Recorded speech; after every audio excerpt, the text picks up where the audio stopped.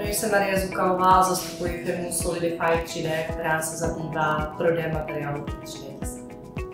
Vyvíjíme nové zařízení, které bude doplňkovým pro 3D tisk. Studenti, kteří mají přístup k nejnovějším technologiím, mají možnost a mají znalosti, zkušenosti nám s tímto nejvíce pomoci.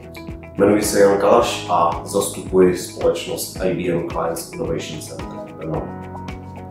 Strojlab naše společnost využívá především jako místo setkávání s talentovanými studenty.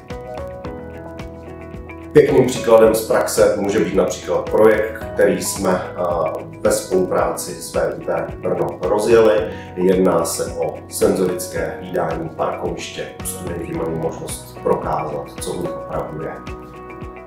Jmenuji se Filip Uhlíř a zabývám se vývojem softwaru pro 3D tisk. Traderman se převážně zabývá naceněním 3D tisku a Strojlab využívá tuto službu pro její vlastní činnost. Jedním z hlavních problémů 3D tisku je postprocessing modelu a rádi bychom se Strojlabem navázali spolupráci pro vytvoření takovéto finišmače.